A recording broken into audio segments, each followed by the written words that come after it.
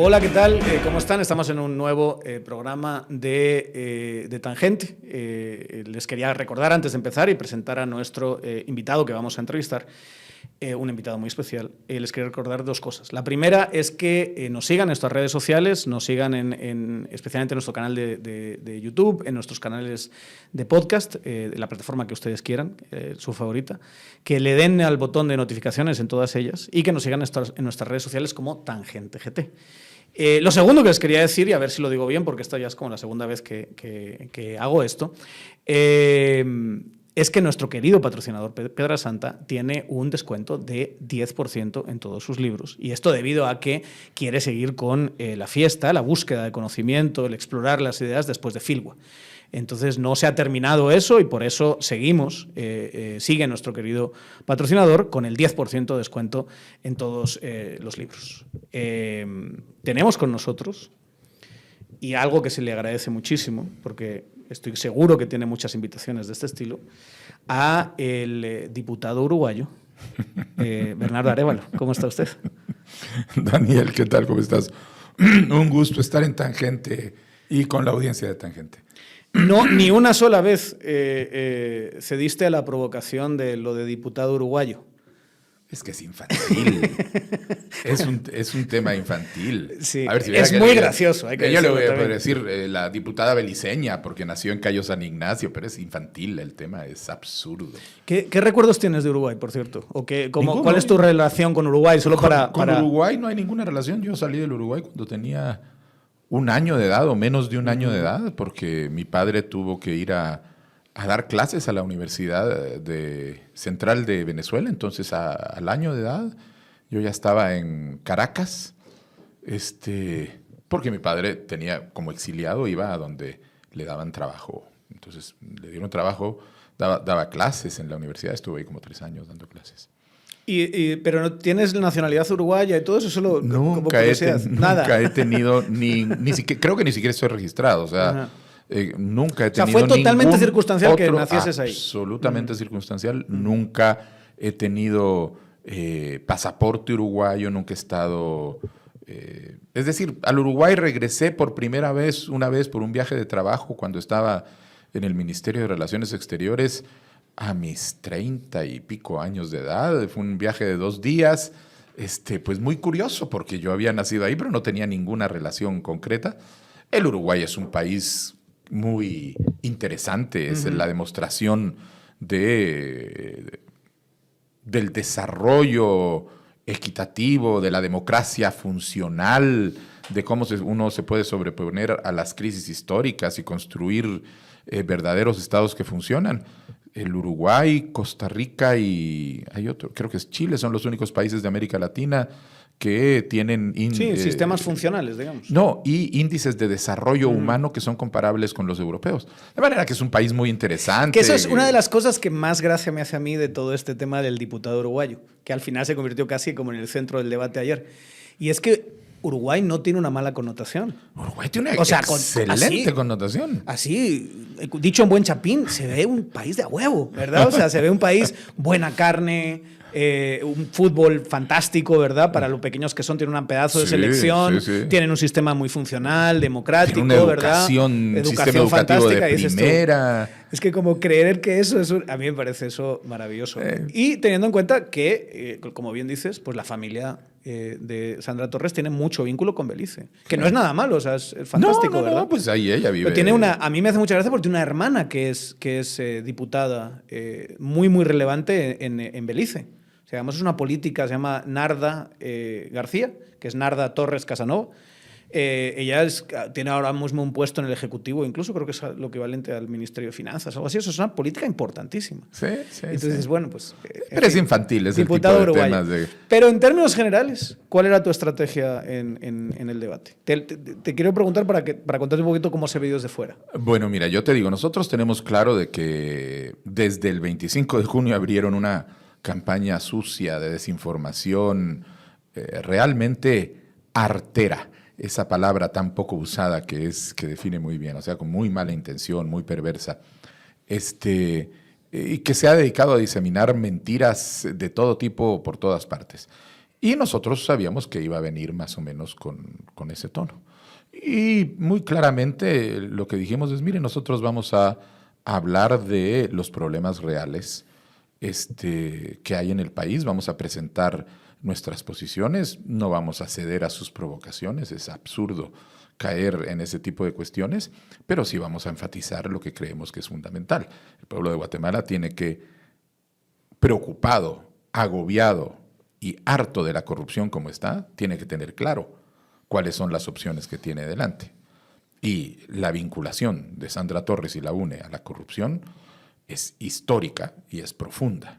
De manera que eso fue lo que sucedió, pero todo con una discusión tranquila, sin caer en las provocaciones. Pero la sensación que desde fuera era que no ibas a entrarle a nada, digamos, no ibas a caer, por ejemplo, una cosa muy fácil que hubiese sido para ti era decir, tanto le gusta a la familia que se divorció por el poder, por ejemplo. Que si me preguntas a mí es una cuestión pública, o sea, al final sí, ella convirtió su divorcio en un tema político, no en un tema personal, sí, ¿verdad? Sí. En su momento, entonces no entraste en esa provocación, digamos, o no le dijiste nada en ese sentido. No sé hasta qué punto, desde mi perspectiva, tendrías que haber hecho énfasis. Yo sé que es fácil decirlo después, ¿verdad? Pero hacer énfasis, por ejemplo, en el hecho de que cómo sabe ella lo de las firmas, porque eran las firmas. Pero realmente, y esto vale para todos nosotros, incluidos ustedes los de Semilla, no tenemos el expediente del caso. Lo único que se sabe es lo que se ha filtrado en cuentas anónimas del caso. El caso está en reserva. Y si ella conoce los detalles del caso, entonces está cometiendo un delito, ¿no? Sí, pero ahí nosotros intencionalmente no caímos en el truco de empezar a discutir lo que ella quería discutir. Y lo que ella quería discutir es eso, porque no tiene nada más, que además es una invención, es una fabricación de Curruchiche y compañía. Entonces, para nosotros entrar a esa discusión, no, mire, son falsas y si usted lo sabe. Yo solo dije una vez, bueno, el hecho de que lo esté mencionando, dije, muy casualmente sale esto después del 25, muy casualmente sale de la Fiscalía de Curruchiche y muy casualmente usted ahora lo menciona, seguramente como parte de su alianza con Yamatei, que ya es pública y notoria. Y hasta ahí nomás, pero no íbamos a entrar. No ibas a querer discusión. meterte No, más y más. No tenía. Porque la realidad del tema es que solo tenemos la palabra de Curruchiche, si lo quieres ver en términos comunicacionales, digamos. Tienes la palabra de Curruchiche y una cosa que se presentó delante de un juez bastante cuestionable y ya está. O sea, nadie está diciendo que no existan esas irregularidades, el tema es que no se ha abierto el expediente. Nadie. Aunque se hable abiertamente más, y se diga, tú tienes que defenderte de qué si no te han dado acceso al expediente. No, nosotros hemos solicitado 20 veces acceso al expediente y las 20 veces nos lo han negado con que no está aquí, se lo llevaron, no hay luz, no podemos, estoy en mi hora de descanso, con reacciones absolutamente absurdas. Pero se lo van a mostrar a Luis Almagro. Y a Luis Almagro, y Luis Almagro, pues, quién sabe qué era lo que estaba viendo, no entendía. Imagínate que te ponen así, mira esta firma y mira esta. Sí, se parece, exacto, una cosa así. Sé. No, es un show, es un montaje, es una fabricación, es absurda. Y entonces caer en esa discusión es absolutamente... Pero ¿no crees que, por ejemplo, la discusión del propio partido de la UNE, porque ahí sí hay una discusión, a mí me parece muy interesante, o sea, a ella le libran del caso que tiene, del famoso caso del Sandrita y Gustavito y sí, los 40 claro. millones y viera que lo bien que nos fue con las farmacéuticas y el audio que ya conocemos, que sí mencionaste. Sí. Le libran como en qué, en octubre, noviembre de 2022. Sí. Y básicamente, y hay que decirlo, Yamatei le entrega de vuelta al partido. El partido se lo habían quitado los que después fueron a Vox. Efectivamente. Y le devolvieron el partido para que sea una de las aliadas más importantes de Yamatei. Lo que pasa era que es la realidad. era llevar la discusión hacia el pasado, y bajarle la discusión a los niveles que ella quiere. Y nosotros no íbamos a dejarnos ni llevar la discusión hacia el pasado, porque el problema es el futuro, ni bajarle la discusión a lo que ella está acostumbrada. La última vez que estuviste aquí, hablamos de tus posibilidades de pasar a segunda vuelta. Pues prácticamente como en el contexto prácticamente que eran inexistentes, ¿verdad? Algo en lo que yo siento que hice bastante énfasis. Entonces, si quieres dedicar unos minutos a insultarme, reírte de mí, reclamarme, adelante. No, suficiente acto de contrición han hecho ustedes mismos, ya lo vi, me dio mucho gusto, sí, está muy bien. ¿Qué pasó? Explícamelo porque seguimos sin entender qué pasó. Bueno, nosotros, a ver, la pregunta es, no es que nosotros te vayamos a decir, es que lo teníamos todo fríamente calculado. Sí, etcétera. eso no es verdad. Eso no. Pero nosotros sí sabíamos que necesitábamos ciertas cosas y que necesitábamos trabajar para obtener ciertas cuestiones. Lo primero es, si te vas a meter una campaña presidencial, tienes que meterte a la campaña para ganar. Y eso nosotros lo tuvimos claro. Nosotros no vamos a hacer una campaña para tener más puestos en el Congreso. O por lo menos yo, como candidato, así no hago una campaña. Me lo propusieron y dije, vamos a entrar para ganar. Muy bien. Sabiendo que las probabilidades pues, no eran enormes. Lo segundo es que tienes que hacer una identificación muy clara en el contexto de tus electores, quiénes son las personas a las que debes apelar para movilizarlos y que hagan la diferencia. Y nosotros tuvimos muy claros de que eran los jóvenes y los que no votan. Y que la posibilidad de generar un cambio en un escenario electoral clientelar, donde muchísimo del voto está encadenado a prácticas de política cultural histórica. ¿Podemos decir seguramente la elección más clientelar de la historia? ¿Con más dinero metido, enchufado a los sistemas clientelares? Yo te diría, es la elección en donde se ha invertido más en el elemento clientelar y en donde el rédito ha sido menor en el retorno sobre la inversión clientelar. Y nosotros teníamos claros que eran esos electores nuevos, esos electores que no iban. Y entonces la pregunta es, ¿qué tienes que decirle? Bueno, y contábamos con la base de un electorado que ya era la razón por la que nosotros estamos en el Congreso de la República, sí. Un electorado profesional, urbano, clase media, un electorado que tenía claro desde antes que teníamos que cambiar, que no podemos seguir así, y que ya nos habían venido apoyando. Entonces, 220,000 creo que tuvieron tú personalmente en el listado nacional. En el listado nacional, 220,000. Y a partir de ellos ir ampliando. Desde las dificultades de que yo nunca me convertí en figura nacional, porque no era esa la intención ni la proyección.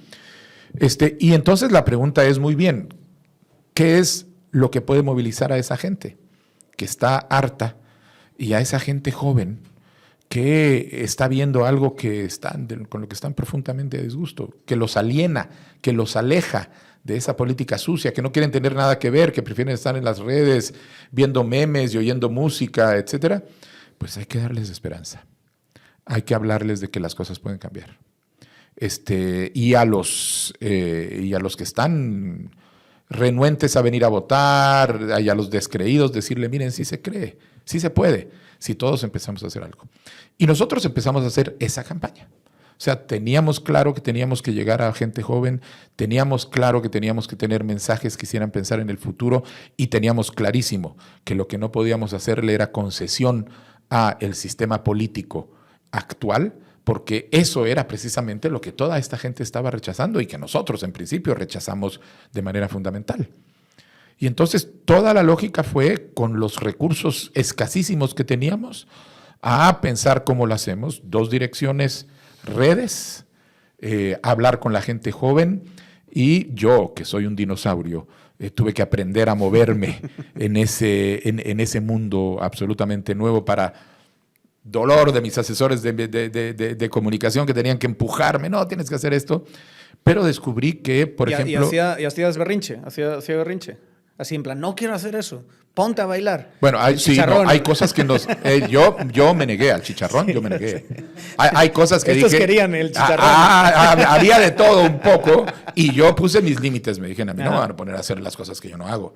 Entonces de ahí salió eso del chicharrón no se baila, se come, porque además soy fanático de los chicharrones. Sí, con razón, en este país con razón. En realidad. Entonces, voy y todo lo que hicimos fue entonces consistente con eso. A mí me encantó, por ejemplo, las redes como medio de diálogo.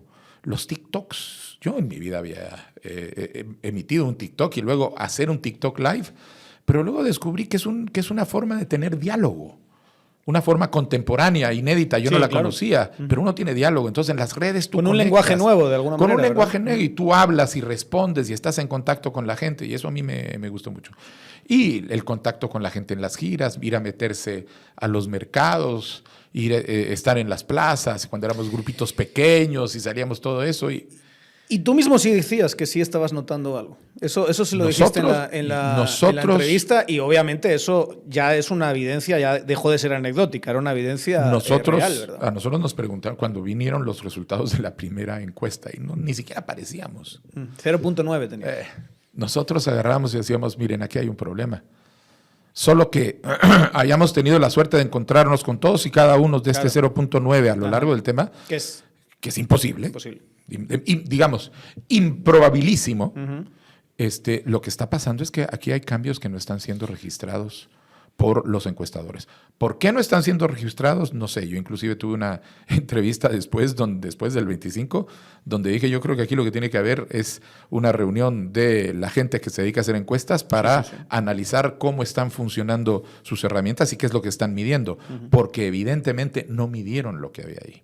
Entonces, por una parte, estaba pasando algo y nosotros lo veíamos en la gente. ¿Y sabes qué es lo que veíamos? Veíamos entusiasmo, veíamos esperanza. Y la esperanza, pues, lo que pasa es que se ha ido expandiendo, se ha ido viralizando, ha sido contagiosa. Y un fenómeno, Daniel, que teóricamente nosotros nos lo habían dicho y estaba ahí alrededor del papel de los jóvenes. Y decía la importancia del indoctrinamiento inverso. Entonces yo decía, bueno, ciencias políticas, ¿no? Tú sabes. Entonces llega y digo, bueno, ¿y eso qué es? Es que normalmente los procesos de educación política van de los mayores a los menores adoptan los valores de los mayores y empiezan a hacer. Pero hay circunstancias en donde este proceso se revierte y son los jóvenes los que empiezan a ser los que las guías mueven, las guías, dan la orientación y después la sociedad. ¿No? Mijo, ¿tú qué sabes de esto? ¿Por quién voto? Exacto. Y Bernardo, lo que nos dimos cuenta es que lo que estaba pasando era que la juventud movilizó al resto de la sociedad. Y era, o sea, son evidencias anecdóticas, pero cuando te encuentras con estas evidencias de manera sistemática, donde viene un chico y te dice, ay, yo voy a votar por ustedes, pero además ya convencí a mi tía, a mi mamá, a mi abuela, que no sé qué. Y luego te venías a una señora que te venía a decir, mire, en el centro de votación me pasó a mí un par de veces, más de 2, cuando estaba, ay, estamos votando por usted, pero mire, vení, mija, fue mi hija la que me dijo, o fue mi hijo el que me dijo que había que votar. Tenías un montón de evidencia anecdótica de chats donde la gente preguntaba, mucha no hay por quién votar, ¿por quién votamos? Y ahí en esos es donde, mira, de todo esto, aquí está este señor. Y empieza. ¿Y quién después, es? Igual votaron por ti. Además, yo te diría que lo que pasa es que la campaña se la apropió la juventud y de repente empezamos a ver cosas que salían con el logo de Semilla que no teníamos nada que ver. Nosotros que ver. Era productividad, creatividad espontánea de la gente. Orgánica, que se llama. Orgánica. Entonces fue una campaña muy orgánica. Yo creo que eso y el hecho de que el sentimiento antisistema fue creciendo con cada candidato al que le prohibían participar. Aunque fueran candidatos completamente distintos. Pero heredas de alguna manera eso, ¿verdad? Yo creo que... O sea, hay un espacio ahí vacío que se va creando por cada uno de esos, y a lo mejor uno dice, Telma, que tiene que ver con Roberto Arzú, que tiene que ver con Carlos Pineda, que tiene que ver... Pero el punto, creo yo, fundamental es que ese voto no se iba a Zuri, no se iba a Sandra, porque eran no votos se iba a Mulet, antisistema, ¿verdad? Porque eran votos que eran en contra del sistema. Y entonces... A cada uno de esos votantes se quedaban diciendo, pero ¿y ahora quién podrá defenderme? Como lo del Chapulín Colorado. Sí, claro. Y entonces agarraban, bueno, ¿quién es el que queda en el antisistema? No contaban con mi astucia. Y entonces yo tengo una anécdota preciosa, porque nos la dijo una persona a la que conocemos, nos la contó. No, o sea, no es así muy cercana, pero entonces me dijo, es que yo fui a votar ese día. Y agarré y abrí la papeleta. Y vi a todos y no me gustaba ninguno. Y vi a Semilla y dije, ay, ellos no van a ganar. Ay, pero para que no tengan tan poquitos votos voy a votar por ellos. Entonces yo creo que también hubo una movilización de un voto más a conciencia que a un voto calculado y frío, quién puede ganar, quién no puede ganar, y ese voto a conciencia es el que fue haciendo la diferencia. Yo tengo una anécdota que creo que es incluso más ilustrativa y es de una muy buena amiga, ¿verdad? Que fue con su hija, con sus hijas, ¿verdad? A votar, y que abrió la papeleta y iba a votar por muleta. Y abrió la papeleta y la niña se le puso así, al lado. Y dice que por su hija estar mirando, no fue capaz. La hija que va a saber quién eres tú, quién es Mulet, pero por estar así, estaba así como viendo que estaba votando mamá y que le dio tal cosa que dijo no, por Bernardo. O sea, yo creo que fue hasta ese punto de cambiar la decisión del voto en el mismo buzón. Y ahora me sale no lo político, sino me sale lo analista y sociólogo. Yo siempre no me olvido, dentro de las escuelas de cambio social, al final eso es lo que uno estudia, hay, digamos, simplificando ad absurdum, la teoría de que hay eventos que cambian la historia y otra que dice que esos eventos es que son que la historia ya cambió y que lo que se hace es que se manifiesta el cambio que ya se venía gestando. Entonces, Bernardo Arévalo, el sociólogo, lo que está entendiendo es que la sociedad guatemalteca ha venido cambiando, se ha venido transformando. Hay culturalmente un movimiento de repulsa a esta clase política que no tenía por dónde expresarse. Hay una estructura urbana distinta, una forma de comunicar distinta. Totalmente, no es la misma sociedad. Entonces, lo que pasó es que en esta oportunidad esos cambios están expresándose a través de los vehículos que tiene a la disposición. Y eso es lo que está pasando. Yo creo que estamos viendo la entrada en escena de dinámicas sociales y políticas en Guatemala que no existía. La vez pasada y que viniste aquí, quise hablar de tu padre y yo quería que llorases aquí, que, digamos, reconocieses la profunda losa que era su nombre. Bueno, no lo conseguí. Me dijiste que todo fresco, todo tranquilo. Lo que está pasando ahora sí te debe estar pesando, no me digas que no. O sea, en plan, de alguna manera abruma. Igual que decíamos de si era abrumante el nombre de tu padre, digamos, ahora cuando entras en un sitio, la gente se levanta, te están esperando miles de personas y nadie los ha acarreado allí, ¿verdad? En todas las partes totalmente. ¿No te da así como una sensación de dónde me he metido? Que yo pensaba que ahora iba a estar... Es enorme cuando tú te metes, ¿no? Y con mi esposa lo hablamos, porque ella me está acompañando a todas las giras. Cuando yo entro al auto después de un meeting, donde no es que lleguemos, decimos un discurso y luego nos vamos, sino vamos, hablamos con la gente, nos tomamos fotos, hay contacto, hay esto y al otro. Viene la gente y te dice exactamente lo que te decía antes. Mire, estamos con usted. Gracias por darnos esperanza y no nos vaya a defraudar. Entonces, cuando tú te metes en el auto, te das cuenta del compromiso que estás asumiendo con cada persona, en cada reunión, en cada meeting, porque es un pueblo harto de que lo traicionen los políticos, cansado de que cada elección entregan lo poco que les queda de esperanza para después encontrarse que es más de lo mismo, que el país no sale adelante, porque al final van a ver y en el Congreso el tipo que les prometía que les iba a comprar la escuela, etcétera, etcétera, se llevaba el dinero de la escuela para su casa. Mira lo que decía Yamatei en sus discursos hace 4 años.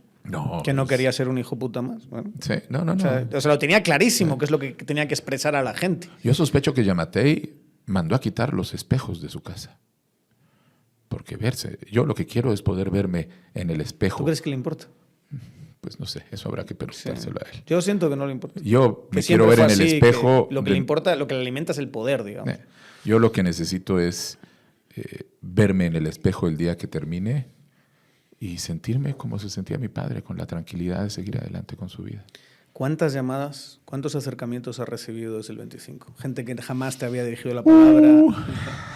¿Y qué de todos esos acercamientos, qué lecciones? Hay de todo. Primero no me sorprenden. Sí, claro. O sea, obvio. ¿Cómo funcionan las cosas? ¿Cómo funcionan las cosas? Y tú sabes que esa es la naturaleza del poder. Y a veces nos reímos cuando vamos, etcétera. Y nos reímos. ¿Se acuerdan cuando estábamos en esta misma plaza y éramos 50 hablando y entregando panfletos y todo eso, y ahora llegas a la misma plaza y hay 3,000, 4,000 alrededor, y ahí hay de todo. Hay gente que sencillamente no te conocía, que no te había visto, que no sabía que estabas ahí y que no había captado qué era lo que eso podía significar y que ahora sí, ya sabe, se entiende y está de buena fe. Y hemos encontrado muchísima gente que quiere colaborar, que lo está haciendo de buena fe. A nosotros, como lo que estamos pidiendo es voluntariado, la cantidad de gente que está diciendo, miren, yo no puedo tal cosa, pero yo puedo poner mis pick-ups los fines de semana para tal otra. Te doy un ejemplo de una cosa que me encantó. Tenemos una donación de 4 quetzales de un chico que inclusive como excusa dijo, miren, no tengo nada más, pero aunque sea esto, quiero dar. O sea, y ya eso es movilizante. ¿Eres llorón tú? Yo sí soy llorón. Y lloraste con eso, ¿no? Sí. Medio una lágrima te salió, ¿verdad? Sí. No puedes no hacerlo. Sí, obvio, claro. Porque te das cuenta de lo que está, de lo que la gente está entregando. Está entregando su esperanza. Y es ahí el compromiso. Y eso sí lo tenemos muy claro con Karen y con el equipo, etcétera. Nosotros, lo que no... Podremos fallar y equivocarnos porque somos seres humanos, etcétera. Pero lo que no tenemos derecho es a no hacer todo nuestro esfuerzo para cumplir lo que hemos prometido. Y está muy bien, pero la pregunta era más de quién se te ha acercado y qué te han pedido. Se me ha acercado mucha gente de muy buena fe. ¿Y los de mala fe? También. O sea, digamos, ¿qué acercamientos te llaman la atención? También se ha acercado alguna, pero no son muchos. Hay gente que quiere negociar algo contigo, en plan, mire, yo te ayudo, pero... Ha habido un par. Me ayudas con esta cosa, ha habido un par. Miras a otro lado con esta otra. Ha habido un par y se han ido... Aquí está esta valija de pisto. Eso nos pasó, no a mí. O sea, yo inclusive tengo el principio de que yo no me reúno aislado, con gente, claro. Yo no quiero...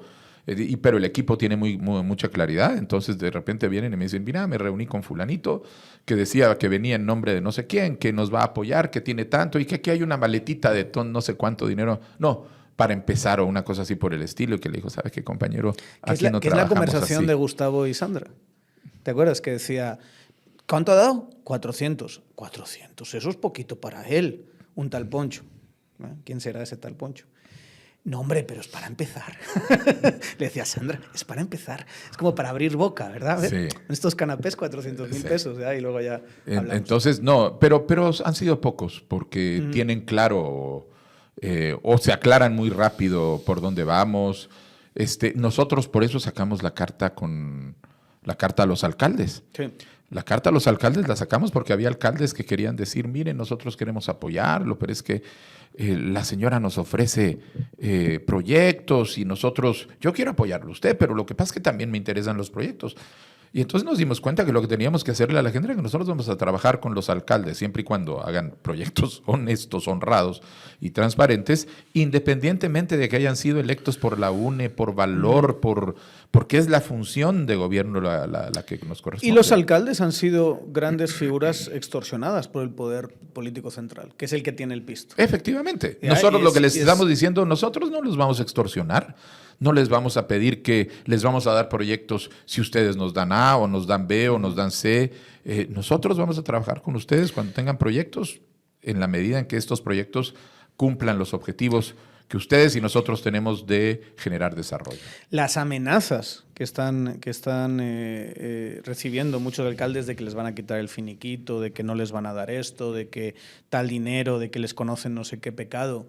Claro, todo eso, ¿hasta qué punto va a funcionar? No se sabe, ¿verdad? Pero es como el poder central ha tratado a los alcaldes. Yo me acuerdo de la entrevista que tuvimos aquí con Tono Coro, que no sé si es la mejor referencia, digamos, para ilustrar esto, pero Tono Coro decía, sí, yo he estado con todos, estuvo con Yamatei, estuvo con... O sea, ha pedido el voto para sí. Valdizón, para cualquier político horrible, corrupto, y su justificación era, y ahora con Sandra, ¿no? Su justificación era es que tú no puedes ser alcalde y pelearte con el poder central. Tú tienes que estar como, de alguna manera, sometido en ese proceso de negociación y la al lógica poder central. Es que para no pelearte con el poder central, tienes que inclinarte ante el poder central. Es realmente vergonzoso. Pero es lo que nosotros les mandamos a los alcaldes. No me importa, inclusive no me importa si están haciendo pactos ahora con la UNE para esta segunda vuelta. Son alcaldes electos, tienen un mandato. Nosotros tenemos un mandato si salimos electos este 20 de agosto. Bueno, pues a colaborar siempre y cuando no sean negocios corruptos. ¿Y qué me dices de los que se te han acercado con miedos sinceros? Con miedos, aunque sean inventados, pero miedos alrededor de ti. Por ejemplo, ¿tu relación con el sector privado cómo ha estado estos 2 meses? No, hemos tenido una serie de reuniones con creo que solo hay una cámara con la que todavía estamos pendientes de reunir, porque ellos tenían un cambio de autoridades internas. Pero con todos hemos ido y les hemos ido transparentemente y le ponemos sobre la mesa, miren, esto es lo que nosotros somos, estas son nuestras propuestas. ¿Qué duda tienen? Aquí estamos para que nos pregunten. ¿Y qué dudas tienen? ¿Qué miedos has percibido? Por ejemplo, en el caso de las cámaras ha sido fundamentalmente el miedo de las expropiaciones. Es que dicen que ustedes van a expropiar la tierra y que ustedes van a quitar las... No, pues para nada. Les hacemos ver, les hablamos alrededor del tema. Es que, o sea, son temas alrededor de esa idea de hoy comunistas y van a expropiar, etcétera, etcétera. Terrorismo fiscal. Terrorismo, y que van a aumentar los impuestos porque están proponiendo tal. Y les explicamos. Mire, nosotros ya dijimos que no vamos a aumentar impuestos, no vamos a aumentar la tasa de los impuestos, no vamos a poner impuestos nuevos, pero vamos a combatir la evasión fiscal y vamos a luchar contra el contrabando. Y además, con todo el dinero que hay a partir de eso, es lo que se puede hacer, porque además tampoco tenemos un Estado que sea capaz de venir e implementar mucho más si estamos recibiendo un Estado en deterioro tremendo, porque la corrupción no solo se roba el dinero, sino que destruye las instituciones. Sí, hace más ineficiente. Hace más ineficiente las instituciones. ¿Funciona? ¿Les estás calmando un poquito los ánimos? Pues, los mira, miedos? Yo creo que... ¿O crees que te dicen a ti, ok, qué bonito, y cuando salen comunistas, peligrosos? No me cabe duda de que alguna persona es más fuerte el miedo que la explicación y que algunos de ellos van a permitir diciendo, no, me vino a decir mentiras y no sé qué.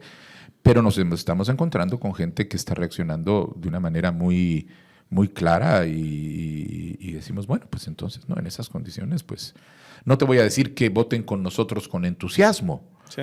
Pero es gente que empieza a ver que no somos lo que la campaña negra dice que somos. Ven y de hecho nos lo dicen, mire, ya nos leímos su plan de gobierno. Y la verdad, y esto te lo digo en distintas cámaras, y nos gusta lo que estamos viendo. Y luego te ponen a preguntar, ¿pero no trae usted planes además de lo que está acá? Les digo, todo lo que está acá es lo que nosotros traemos. Esto es lo que queremos hacer. ¿No van a subir impuestos? No vamos a subir impuestos. ¿No van a expropiar? No vamos a expropiar. ¿Y cómo les van a dar tierra a la gente que dicen que le quieren dar tierra? Para eso hay un procedimiento que se llama Fontierra, que es una entidad corrupta que hay que reformar, pero que compra, corruptísima, que hay que reformar, pero que compra tierras en el mercado. Así que ese es... Más de una fortuna se ha recuperado a través del Fondo de Tierras.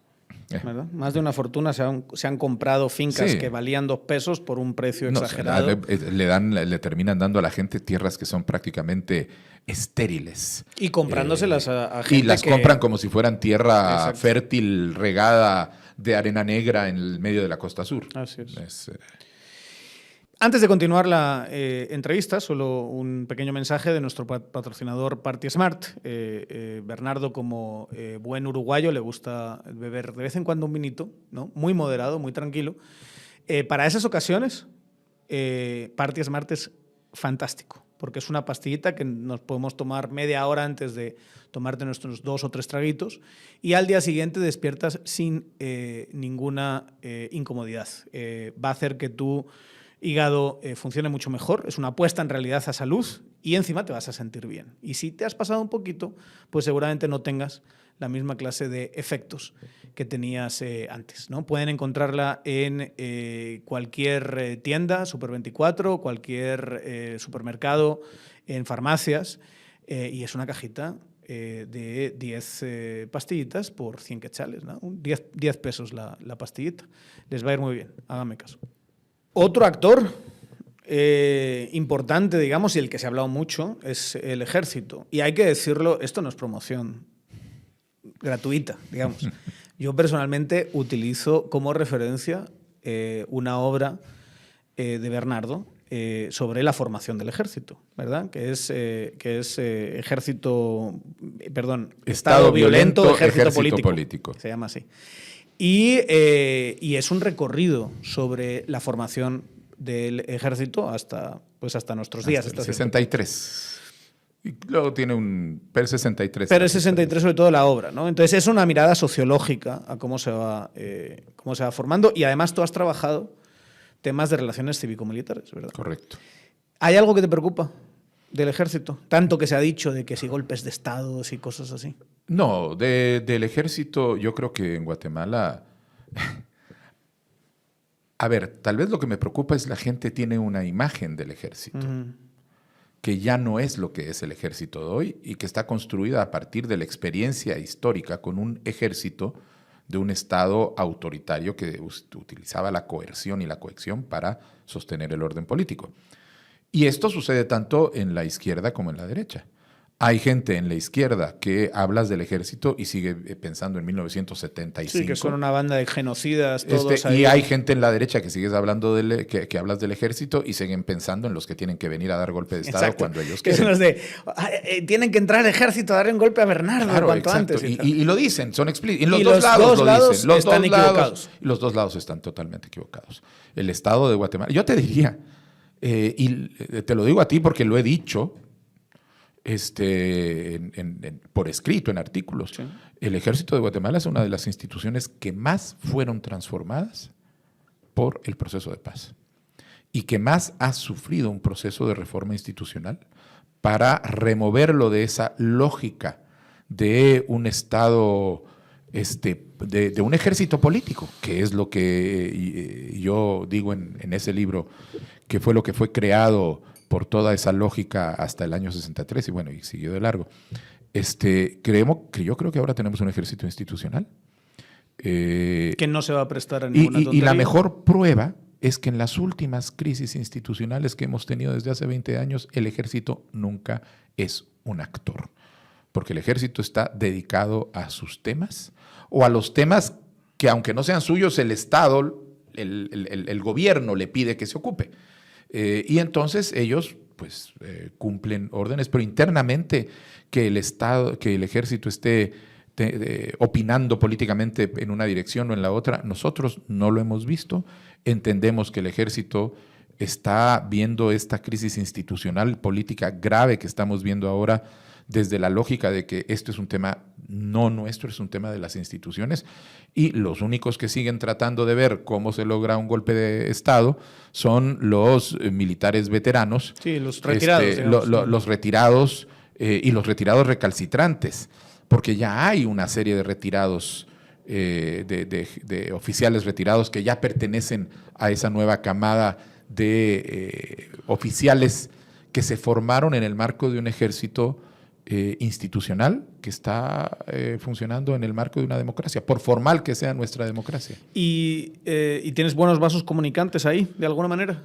No, yo precisamente por prurito, para no tratar de no repetir los patrones que todo el mundo quiere conseguirse, su general aquí, su general allá, y habla con el comandante de qué base y con y el general empieza a decir, yo soy el que habla con Bernardo, claro. Y tal. Entonces yo no he tenido conversaciones con ningún oficial en activo.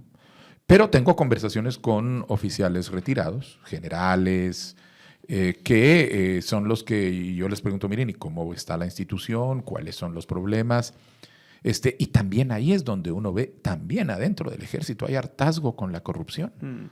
Porque al final lo que ha hecho este Estado corrupto es minar la solidez institucional y ha hecho algo que para el ejército es terrible, y es que los órdenes de promoción, quién manda, quién no, qué se hace, los han alterado y prostituido, dependen de los políticos corruptos que están afuera.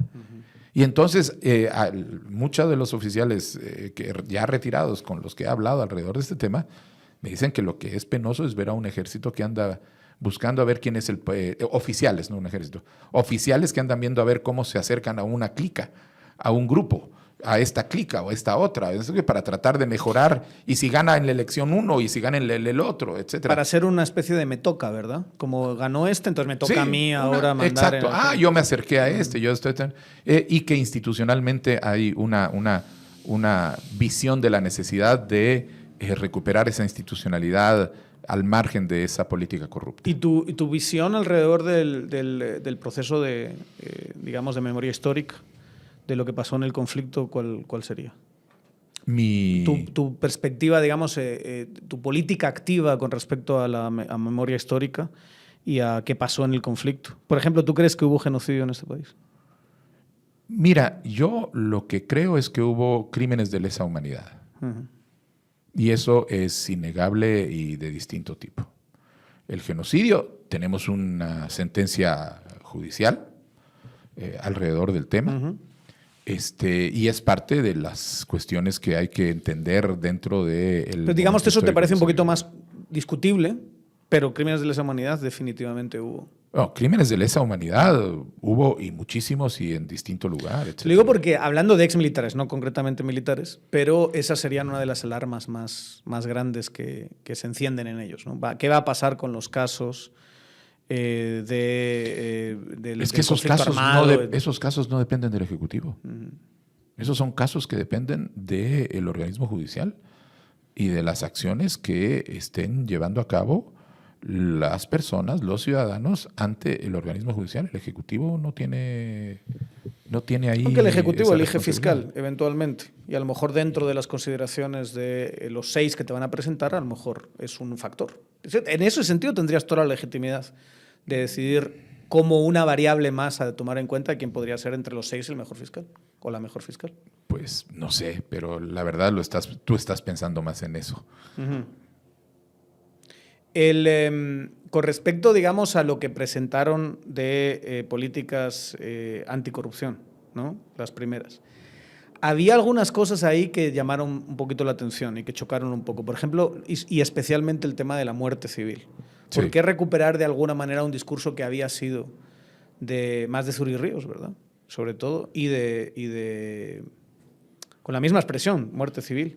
Y de Mulet, también Mulet decía Sí, eso. también lo decía. Creo que decía. ¿Por qué, digamos, Semilla, que no tuvo ese discurso con respecto a la muerte civil, lo recupera eventualmente? Porque lo importante no es el discurso, sino la medida de garantía de que las personas que hayan sido halladas culpables de casos de corrupción no puedan tener la posibilidad de servir en el Estado ni de tener negocios con el Estado. O sea, son dos garantías, porque de nada sirve que haya un sistema en donde tú te juzgan, te investigan, te encuentran un caso de corrupción, te juzgan, sales castigado.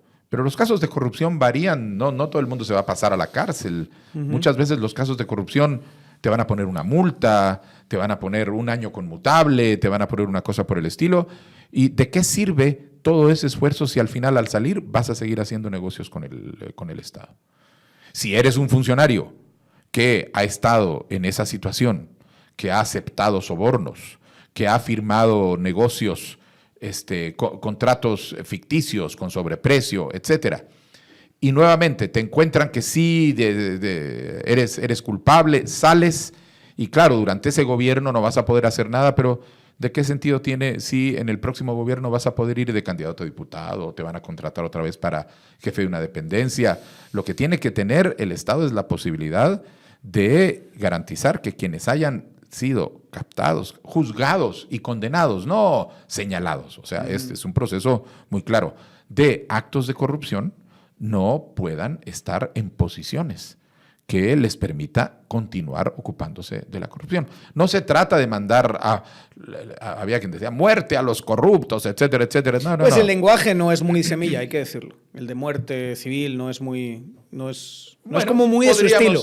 Vamos a decir no es nuestro estilo, pero podríamos, el sentido es absolutamente ese. Y sería para siempre. O sea, claro. Un evento y 20 años después esa persona no puede volver otra vez. Si es un evento serio, comprobado, juzgado, etcétera, pues sí. Es para siempre. Debería ser. Lo que pasa es que esto yo creo que encaja dentro de una discusión más amplia y más profunda y más compleja, ¿no? Que sería una especie de, y no sé cómo lo ves, una especie de justicia transicional en el caso de corrupción, ¿no? De alguna manera, ¿o no? Hay que establecer una transición hacia un sistema no corrupto, Efectivamente, teniendo en cuenta Daniel. actores que han estado metidos en el sistema corrupto. Efectivamente. Porque si no nos vamos a quedar sin constructoras, nos vamos a quedar... O sea, pensando, por ejemplo, en algunas constructoras que tienen una maquinaria que requiere una inversión enorme y que son constructoras que han estado involucradas en casos de corrupción. Pero esa maquinaria es necesaria para hacer nuevas obras. Y que no tenemos muchas más empresas, por no decir a lo mejor en algunos casos no tenemos ninguna otra empresa que tenga esa clase de maquinaria. ¿Cómo podemos hacer que exista una transición para que el Estado pueda seguir siendo operativo de alguna manera? Bueno, primero todos estos procesos tienen un largo proceso y tú puedes encontrar fórmulas en el marco de la lógica de justicia transicional para la corrupción, fórmulas como la fórmula de la Comisión de la Verdad Sudafricana, en donde tú intercambiabas confesión por perdón. Y entonces, y esto funcionó de manera muy clara en el caso sudafricano. Hecho el marco y dicho vamos a juzgar las violaciones a los derechos humanos, pero vamos a generar, nos importa más el resultado que es limpiar a la sociedad de estas violaciones a los derechos humanos que castigar a personas individuales. Y entonces se creó un mecanismo mediante el cual las personas que habían estado involucradas venían y confesaban. Y a cambio de la confesión no había persecución legal. Y entonces eso permitía que las cosas siguieran adelante. Entonces, es decir, estamos hablando de distintas medidas que tenemos que, para eso nosotros hablamos de la construcción de un sistema nacional anticorrupción, claro. En donde tenemos que entender, mira, no puedo aplicarle la misma severidad a una persona que se roba el pollo que debería ir para las comidas de los enfermos en un hospital regional. Así es. Que a la persona que se está haciendo millonaria con las medicinas, vendiéndonos en Guatemala medicinas que en el exterior cuestan 4 veces menos. Ayer hice un ejercicio. Simplemente me puse a ver para ver cuál era la diferencia y no la podía creer. Una medicina X me puse a buscar muy bien, a ver, y encontré una que se llama Olexa, que hay aquí en México, es una cosa contra trastorno bipolar o algo así. Y esta medicina en Guatemala vale 911 quetzales la caja. 911. La caja de tratamiento de 28 pastillas, una cosa así. La misma caja de la misma marca en una farmacia X de la Ciudad de México, que está en línea el tema, vale 86 quetzales. Eso no hay derecho. Entonces es ahí donde tú dices, muy bien, aquí tengo que aplicar criterios diferenciales. O dentro de la misma estructura, quién estaba arriba y quién estaba abajo. Claro, por eso, sí, todo ese tipo de cosas. Hay miles de variables y son bien complejas. Son muy complejas. Y lo que tenemos que entender es precisamente el proceso mediante el cual la lucha contra la corrupción no se convierte en un juego de persecución y castigo exclusivamente. Ese es el miedo que existe ahora mismo, ¿verdad? Pero es lo que tenemos que entender. Me persiguieron en la mente de ellos, ¿verdad? Me persiguió CICIG. Sí. Y CICIG fue política y todas estas cosas que se cuentan a sí mismos. Después, ellos hicieron lo mismo, ¿verdad? Y en algunos casos hay gente que lo ve desde fuera. Mira, estos están haciendo lo mismo que estos. Sí, entonces, ahora, por esa misma lógica, tocaría... Sí, nosotros creemos que lo peor que puede pasar es caer en esta lógica del péndulo. CICIG lo hizo así y eso me lo dijo alguien que estuvo en la lógica del péndulo y que fue responsable de que se fuera del otro lado. Y su expresión es, ustedes lo hicieron, ahora se aguantan. Sí, cabrón. Porque les vamos a hacer lo mismo. Hablando, y no me estaba hablando a mí, estaba hablando de la gente. Muy bien. O sea, nosotros tenemos claro que el país lo que menos necesita es un proceso de llevar otra vez el péndulo para el otro lado, a esperar el próximo cambio para que lo vuelvan a regresar del otro lado y no vamos a salir nunca de esta lógica. Porque el objetivo es limpiar al sistema de la corrupción. Y para eso tenemos que entender cuáles son los mecanismos que nos permiten ir saliendo de eso. No castigar al corrupto. O sea, la lógica no es el castigo. Por eso es tan importante lo transicional. Por eso es más importante lo transicional. Por eso montar un sistema donde de alguna manera, a través de hablar, confesar, colaborar, exacto, a través de casos paradigmáticos, ¿verdad? Exacto. Y haces una serie de temas y haces una memoria y luego entiendes las cuestiones de reforma, que por qué se generó eso, etcétera, y vas cambiando. Eso es lo que tiene que pasar. O sea, no podemos caer en la lógica de que lucha contra corrupción es solamente juzgarlos y meterlos en la cárcel, porque entonces no vamos a solucionar. Salvo a estos que lo hicieron antes y lo siguen haciendo ahora y lo van a querer seguir haciendo después, ¿verdad? Es que es así. Digamos, por ejemplo, hablando de esta clase de anécdotas que son terroríficas, solo una pequeña nota de pie de página. Una de las conversaciones más terribles que yo he tenido en los últimos tiempos es la de alguien que me describió cómo se inventaron una innovación en el ICS para conseguir negocios de medicinas. Y es básicamente, tú tienes una medicina que es un genérico que vale 50, por ponerte un ejemplo. Y entonces montan una asociación de enfermos renales de no sé qué, totalmente ficticia, ¿verdad? Y hacen que van al juez y el juez... por protección. Piden un amparo para que la medicina que se compre sea esta otra, que es de marca original, que no es un genérico que vale 900 o 1000 quetzales. Y entonces van al juez y el que tiene que responder es el ICS. El ICS tendría que responder, miren, es la misma cosa, vale menos, que se aguante, que se tome el genérico de esta persona, ¿verdad? Esa sería. A compadre hablado, el ICS no dice nada. Y el juez, ante que el ICS no ha dicho nada, bueno, pues se concede el amparo. Y ahora, por amparo judicial, estamos comprando una medicina de 1000 quetzales. Es una cosa terrible. Y la gente que montó ese esquema merece arder en el infierno, por ponerse así, ¿verdad? Claro, ¿cómo distinguir el que merece arder en el infierno a todos los demás que estaban dentro de un sistema que tenía una corrupción sistémica? Valga la redundancia. Yo creo que al final el nivel de hartazgo que hay en la sociedad sobre el tema de la corrupción va a permitir encontrar las formas de ir realmente saliendo de las partes más, digamos, expandidas y dejar de aceptar y dejar de normalizar la corrupción. Ya por ahí vamos a empezar a encontrar los temas. Luego hay que encontrar las reformas legales, las reformas institucionales, cerrarle espacios. Contigo lo hemos hablado, la reforma del servicio civil, gobierno electrónico, es decir, hay 20 cosas. Gestión, digamos, la cuestión de medir qué estás comprando, exacto, tener precios es decir, de referencia. Hay 20 cosas que uno puede hacer para combatir la corrupción que no tiene nada que ver con el sistema de justicia. Sí. Y hay que empezar a entender que eso, lo que pasa es que, claro, parte de la corrupción es no poner en práctica nada de eso. Entonces ahora, muy bien, vamos a empezar a poner en práctica un montón de cosas que sencillamente no se han puesto en práctica porque nadie quería que se pusieran en práctica. Otro de los temas en los que han tenido un reto, vamos a decirlo así, creo que siguen teniendo un reto, ¿no? Y no sé si estás de acuerdo conmigo, corrígeme si consideras que estoy equivocado, pero yo siento que el movimiento Semilla sí es más progresista que el promedio de la sociedad guatemalteca, ¿verdad? ¿Podríamos decirlo así?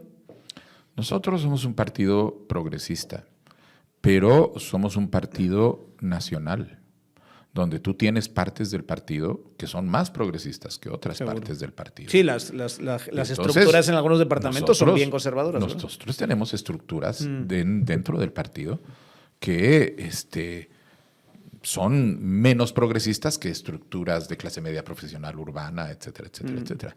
Y eso genera en un verdadero partido, y nosotros somos un verdadero partido, aunque seamos pequeños, ciertas tensiones. Y diálogo. Sí. Y cuestiones alrededor de, muy bien, pues miren, ¿saben qué?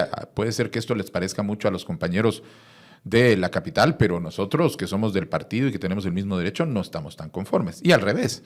Puede ser que esto le parezca mucho a los compañeros del área rural, pero a nosotros esto no nos convence y entonces, ¿qué es lo que sucede? Eso es parte de un diálogo y parte de una cuestión. ¿Y cómo has lidiado esto en estos 2 meses? Porque sí ha sido un gran tema, digamos. No, adentro del partido no. Que si van a matrimonio homosexual, todo lo que tienes que estar diciendo, no vamos a hacer eso, no vamos a hacer aborto, no vamos a hacer todo eso. Es que el partido esa discusión la tuvo desde hace rato y los consensos son muy claros al interior del partido.